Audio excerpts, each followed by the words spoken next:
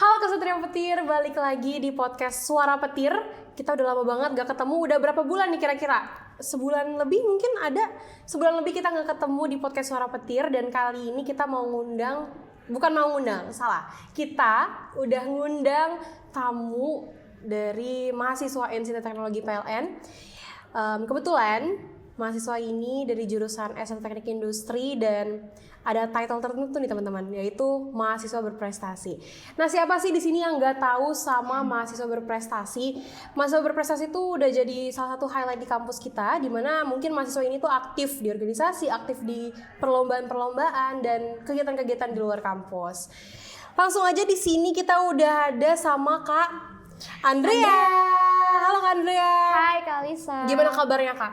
Aku baik banget, alhamdulillah. Kak Alisa gimana kabarnya? Alhamdulillah, aku juga baik-baik aja. Insya Allah ya. Insya Allah, okay. Insya Allah aku baik dan sehat. Kak Andrea sehat? Di semester 5 ini sehat, alhamdulillah. Oh kebetulan ceritain dong Kak, kehidupan di semester 5. Ceritain dulu Kak. Di semester 5 industri kali ini emang agak berat sih, terutama di praktikumnya. Tapi ya bisa, life must go on. Life must go on teman-teman. Dan memang susah ya, life is hard tapi tetap harus berlanjut sebenarnya. Iya, kayak di mukanya Kak Alisa juga kelihatan deh. Tertekan, ya, tertekan dikit sebenarnya. Iya, jujur iya.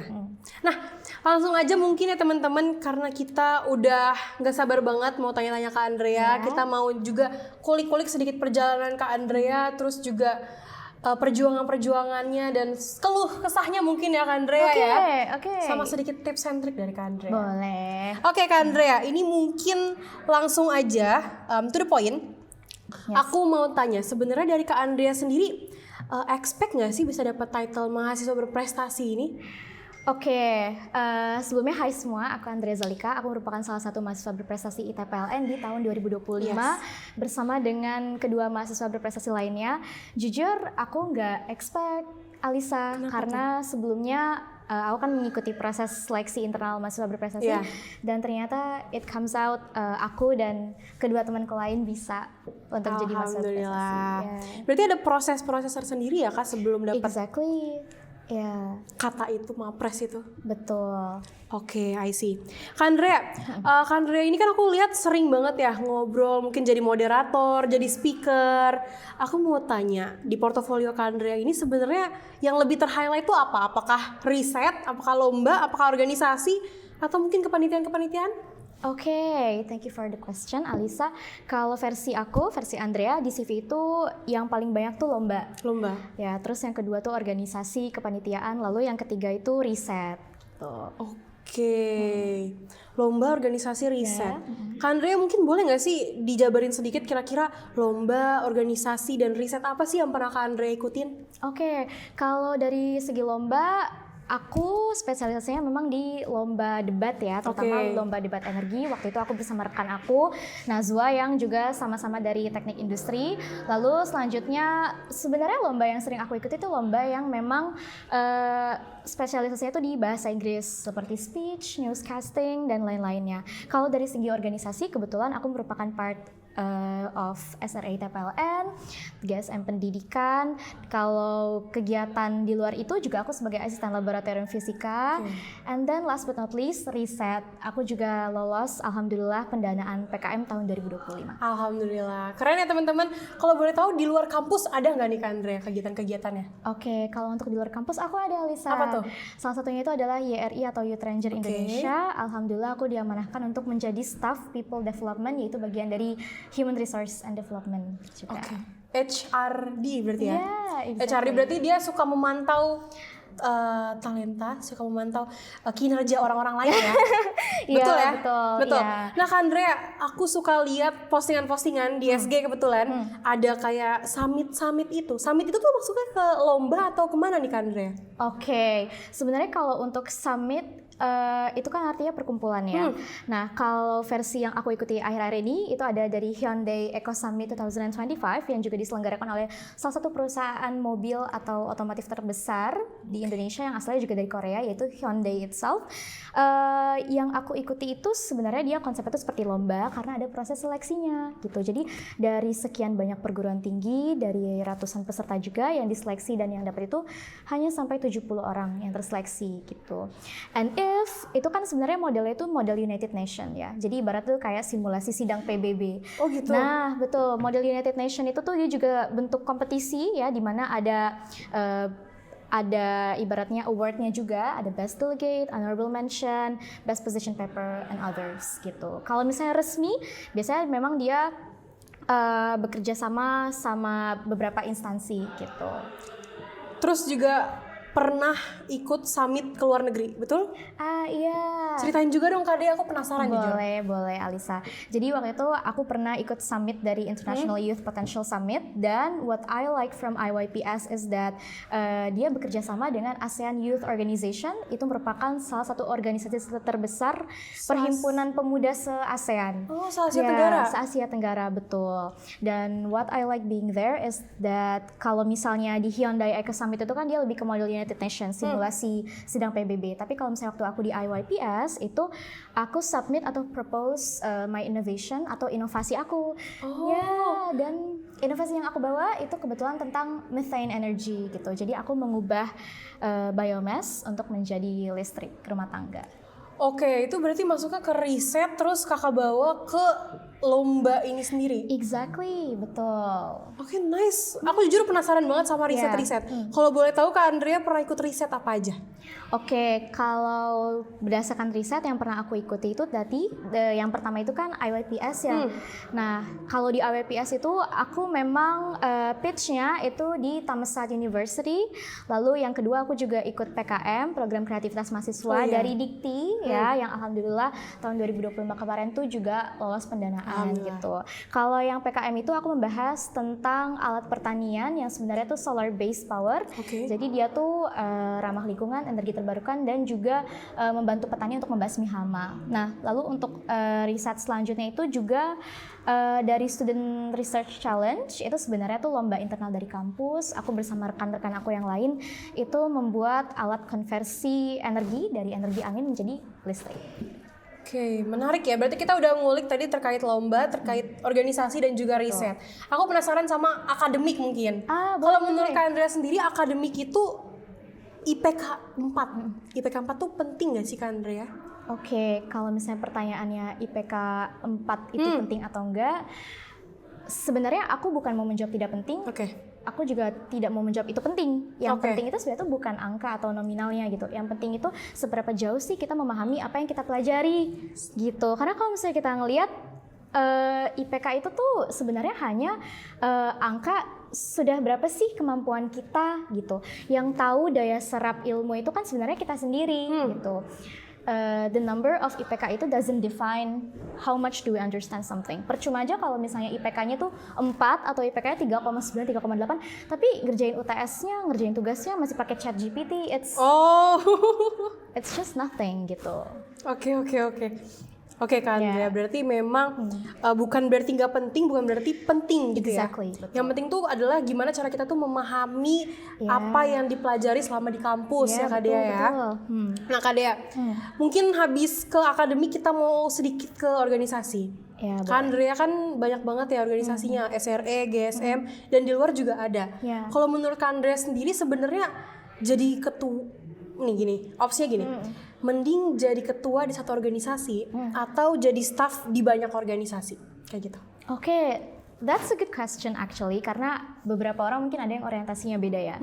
Ada orang yang memang terlahir sebagai pemimpin, ada orang yang harus belajar dulu nih buat jadi pemimpin gitu.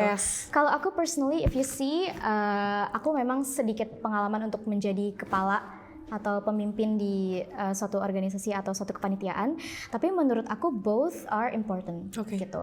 Kalau misalnya kamu ingin mengumpulkan pengalaman, you can be staff dulu, belajar, kita perbanyak pengalaman, perbanyak relasi, and then dari situ kita bisa take opportunities untuk menjadi ketua gitu. Nah, salah satu permasalahan yang aku dapat adalah ketika orang-orang itu nggak berani untuk take over atau untuk nggak berani untuk menjadi ketua pelaksana di suatu event. Menurut aku itu justru big opportunities untuk teman-teman yang aku udah ngerti nih cara mainnya. It's time for me to shine. It's time for me to take over gitu. Tadi aku ngelihat Kak Andrea berarti ya aku bisa bilang Kak Andrea balance lah ya antara akademik, organisasi, riset, lomba. Aslab alhamdulillah balance. Ya, alhamdulillah. Nah, ini mungkin sedikit pertanyaan terkait masalah-masalah yang sering kita hadapi, yaitu gimana sih cara kita ngatur prioritasnya nih Kak Andrea? Gimana cara kita tuh, mending yang ini dulu nih kita lakukan, mending yang ini dulu nih. Kalau menurut Kak Andrea sendiri sebenarnya pernah nggak sih kejadian di mana tuh ada bentrok entah antara lomba, antara praktikum atau antara akademik, dan gimana cara penyelesaiannya nih Kak Andrea? Oke, pertanyaan tadi tentang bentrok ya, karena kan ini kan menjadi concern kita sebagai mahasiswa ya. Waktu aku maba, aku tuh ngelihat orang atau aku tuh pengen punya role model yang kayak, atau enggak setiap aku ngeliat orang tuh kayak, wah dia tuh ikut lomba banyak banget nih orang, berarti keren banget gitu. Tapi sebenarnya the point ketika kita kuliah itu adalah be true to ourselves gitu. Nah, kalau masalah bentrok, ini kan kembali ke prioritas ya. Nah, waktu aku dulu wawancara Aslab tuh aku ditanyain di antara keluarga, asisten laboratorium, akademik, organisasi, dan himpunan, mana yang lebih aku prioritaskan. Yang pertama tentu saja keluarga. Whatever happens in our home, kita harus go back to our home gitu. Lalu yang kedua prioritas itu adalah akademik, karena orang tua ngebiayain kita buat apa? Buat kuliah gitu, untuk belajar gitu. Kita harus belajar, terus ada sesuatu yang harus kita serap juga, karena kan kuliah itu kan endingnya bisa jadi untuk karir gitu kan. Lalu selanjutnya baru kita mulai masuk kemana nih? Kalau misalnya kegiatannya itu punya honor atau kita bekerja untuk sesuatu yang dibayar, baru kita orientasinya ke situ. Lalu setelah sesuatu yang mendapatkan honor, baru kita masuk ke organisasi atau himpunan gitu. Kalau ya betul. Jadi kalau untuk bentrok atau enggaknya, kalau misalnya ada kegiatan yang bentrok dengan kegiatan akademik, itu tuh harus prioritaskan akademik terlebih dahulu. Kan kita juga tahu ya ada diagram yang kayak penting atau tidak penting, urgent or not urgent. Gitu. Oke, aku setuju jujur sama jawabannya Kak Andrea. Gimana pun orang tua kita bayar untuk akademik dulu ya. Exactly, betul. Dan mungkin kegiatan-kegiatan lain bisa mengikuti. Ya. Oke, mungkin lanjut. Kak Andrea kan sering ikut lomba, sering ikut kegiatan lainnya. Ada nggak sih kayak mungkin bantuan dari kampus? Kira-kira bantuan apa sih yang diberikan dari kampus yang ternyata menurut Kak Andrea, ini sangat membantu nih, entah dispensasi kuliah atau kayak gimana? Ada nggak sih Kak? Oke, I will be very impressive at support dari kampus, yaitu berupa dispensasi gitu. Jadi kampus itu memang sangat bagus kalau misalnya dari segi dispensasi, they're very open. Tapi kalau misalnya untuk birokrasi pembiayaan, seperti pembiayaan transportasi ya, I guess, and then pembiayaan untuk lomba, biasanya kan tuh kampus tuh sangat selektif sekali gitu. Dia tuh ngelihat ini jenis lomba apa yang diikutin gitu. And then the second thing yang pengen aku highlight itu adalah aku berharap semoga kampus ya, terutama di bagian academic or something di kampus yang sangat memprovide lomba, itu bisa lebih memprovide atau bisa nge-skill up orang-orang yang memang udah punya talent di situ, supaya bisa nih diajak ke lomba yang lebih bagus lagi gitu. Jadi mereka bukan cuma fokus ke hasilnya, tapi mereka juga fokus ke perjalanan orang tersebut gitu. Kalau misalnya versi aku, selama ini aku ikut lomba itu independen. Jadi by myself gitu, dari segi transportasi, dari segi pembiayaan lombanya gitu. Aku selalu berusaha untuk provide diri aku sendiri gitu. Karena itu tadi, karena aku ngerasa kampus itu masih butuh untuk improve gitu dari segi birokrasinya. Makanya aku ikut lomba kemarin tuh Hyundai Eco Summit, itu dari segi penginapan, transportasi itu semua dibiayai. Terus lomba debat dari IESR ya, yang National Energy Debate Championship itu aku sama Nazwa, itu juga kami penginapannya dibiayai selama 4 hari, transportationnya juga dibiayai gitu. Oh, ini dibiayain sama pihak keluarnya itu ya? Yes, exactly. Oke. Mungkin semoga nanti kampus bisa lebih oke lagi dalam birokrasinya dan lain sebagainya ya. Amin. Oke Kak, ini mungkin next question. Yeah. Aku mau tanya, kan Kak Andrea banyak banget nih yang diikutin. Pernah nggak sih burn out kayak aduh capek banget jujur, aduh pusing, aduh kayak gimana ini? Pernah nggak sih Kak? Tentu pernah banget Alisa. Apalagi kan ya aku kan mahasiswa ya, orientasi aku pasti kuliah gitu. Terutama tuh di bagian praktikum. Yes. Biasanya tuh praktikum itu salah satu faktor yang bikin aku berat dan burn out gitu. Karena ya gimana sih, kayak capek gitu kan. Belajar itu kan pasti ada capeknya, belajar itu kan pasti kan ada titik kayak beratnya gitu loh. Apalagi kalau misalnya kita ngerjain sesuatu yang ini tuh nggak selesai-selesai gitu. Itu sih titik burnout aku, ya pasti pernah gitu. Tapi kalau misalnya dari segi organisasi atau lomba, it's lebih tepatnya sedikit sih. Kecuali kalau misalnya in the nick of time, kayak misalnya contoh aku ada satu proker mungkin yang kalau misalnya proker itu nggak jalan, pasti kan aku juga pusing kan mikirinnya gitu. Tapi lebih banyak mungkin dari segi akademik. Oke, berarti pernah ngalamin burnout. Gimana sih caranya untuk find the spark again? Kayak, asik nih gitu. Gimana caranya Kak? Oke, to find the spark again, especially kalau misalnya kita lagi belajar, itu lebih tepatnya kita istirahat dulu gitu. Aku pernah inget, jadi kalau misalnya waktu kita SMA ya, apalagi kita pernah UTBK kan, pasti kita pernah ngeplan kayak jam segini belajar, jam segini istirahat gitu. Nah itu juga masih aku terapin sampai sekarang Alisa. Jadi misalnya nih, aku targetin, aku ngerjain laprak atau aku ngerjain tugas itu 1 jam. Setelah itu 15 menit istirahat, terus 1 jam lagi belajar gitu. And then to find the spark again, yang selanjutnya atau yang kedua itu adalah kita tuh harus banyak-banyak istirahat. Contohnya itu tidur. Makanya aku kalau lagi burnout, aku tidur gitu. Jadi kayak apa? Kayak aku pernah lihat bio WhatsApp-nya. Kalau misalkan off selama 2 jam itu tandanya tidur. Yes, betul. Jadi kalau misalnya aku tuh masang di bio WhatsApp off more than 1 hour atau off lebih dari 1 jam tuh tandanya aku tidur gitu kan. Tidur itu penting. Tidur itu tuh penting banget untuk kayak mengurangi rasa stres kita, dan tidur itu juga bagus untuk kesehatan. Maksudnya tidur yang bukan tidur terus ya gitu. Oke, berarti itu salah satu coping mechanism ya guys. Yes, exactly. Oke, mungkin ini last question ya untuk menutup suara petir jeder hari ini. Kak Dea, mau dong tips and trick dari Kak Andrea untuk mungkin mahasiswa baru atau mahasiswa-mahasiswa yang mau nih ngikutin path-nya Kak Andrea, aktif di berbagai tempat, lomba jalan, akademik jalan, jadi kayak balance gitu. Boleh dong tipsnya Kak? Oke, jadi salah satu tips dari aku, mungkin there are few tips ya dari aku. Sebelumnya disclaimer dulu, every people has their own recipe gitu, sama juga kayak aku, mungkin beda juga sama Alisa. Maybe Alisa has her own recipe, tapi kalau misalnya dari aku, hal yang paling penting itu adalah consistency. Jadi kita harus konsisten nih, terutama konsisten belajar gitu. Karena sebenarnya visi kita tuh apa sih? Kita harus tentuin dulu visi kita tuh apa. Mau belajar atau mau fokus cari relasi gitu. Kalau misalnya aku kan orientasinya kan belajar ya. Orientasinya tuh dari segi akademik. Jadi yang aku kejar ya akademik sama lomba gitu. Kalau organisasi itu adalah nilai plusnya gitu. Nah, terus other than consistency, itu juga ada respect gitu, respect to others. Maksud aku apa, Alisa? Maksud aku, kita kan kuliah itu kan bukan cuma ngejar goals ya, bukan cuma hablum minallah, tapi juga hablum minannas, hubungan antara manusia gitu. If you want to be respected, kita tuh nggak bisa jalan sendirian di kuliah. Kayak ibaratnya kita belajar sendirian tuh nggak mungkin. Kita pasti ada kerkom ya kan, di kuliah tuh pasti banyak banget kerja kelompok.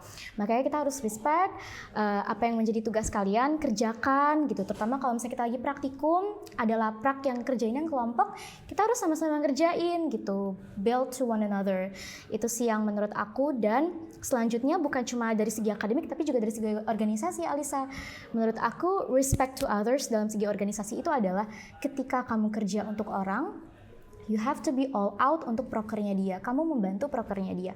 Nanti suatu saat kamu jadi ketuplaknya, terus ketuplaknya itu jadi staff kamu, dia juga nggak segan-segan untuk membantu kamu gitu. Jadi jangan pernah ada hole atau jangan pernah ada bolong gitu. You have to be all out in everything gitu. Karena it's a form of respect gitu. Yes, you have to be all out in everything ya guys. Betul. Banyak banget yang bisa aku ambil dari Kak Andrea. Yes. Thank you ya Kak Dea udah sharing-sharing. Dan teman-teman Kesatria Petir perlu di notes kalau misalkan jadi mahasiswa berprestasi atau mungkin mahasiswa yang balance ya kehidupannya ya, itu nggak gampang. Betul. Banyak banget lika-likunya, ups and downs-nya. Terus juga mungkin dari cerita Kak Andrea tadi bisa kita ambil manfaatnya kayak tips and trick-nya tadi. Terus juga mungkin buat teman-teman yang mau mengikuti sedikit path-nya Kak Andrea itu bisa juga. Dan sekali lagi thank you Kak Andrea. Kita salaman dulu. Thank you so much. Thank you so much sudah mau sharing-sharing di Suara Petir hari ini.